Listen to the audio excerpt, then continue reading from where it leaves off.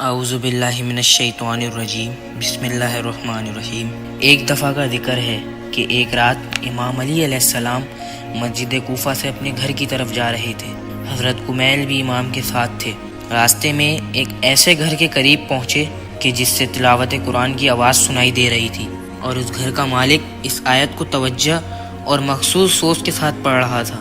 امن هو قانت آناء اللیل ساجدا وقائما یحذر الآخرة ویرجو رحمت ربہ۔ ترجمہ: جو شخص رات کو اطاعت خدا اور قیام و سجود میں مشغول ہوتا ہے اور خدا کے عذاب سے خائف اور اس کی رحمت سے پرامید ہوتا ہے، وہ کیسے اس شخص کے برابر ہو سکتا ہے جو اپنے دن رات کفر و گناہ میں گزارتا ہے۔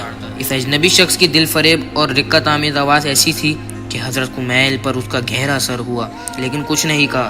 حضرت کمیل اپنے اندرونی ولولے اور جذبے کے بارے میں کچھ نہ بولے، لیکن امیر المومنین حضرت علی علیہ السلام خدا کی طرف سے عطا شدہ علم کے ذریعے سمجھ گئے۔ امام علی علیہ السلام نے فرمایا: اے کمیل، اس مرد کی دل فریب مناجات تجھے دھوکہ نہ دے، کیونکہ یہ شخص اہل دوزخ میں سے ہے، اور بہت جلد تمہارے لیے اس موضوع کی حقیقت سے پردہ اٹھاؤں گا۔ کمیل اس آگاہی پر کہ اس پرسوز کاری کو امام نے اہل دوزخ میں سے قرار دیا ہے بہت متعجب ہوا۔ یہ واقعہ گزر گیا یہاں تک کہ خوارج وجود میں آئے۔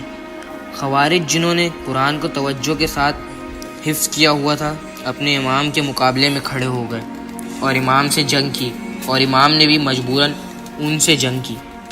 انہی واقعات کے دوران امام علیہ السلام میدان میں کھڑے ہوئے تھے۔ امام کے ہاتھ میں خون سے رنگین تلوار تھی کہ جس سے خون کے قطرے ٹپک رہے تھے۔ فاسدوں کے سر زمین پر پڑے ہوئے تھے اور کمیل امام کے سامنے کھڑے تھے۔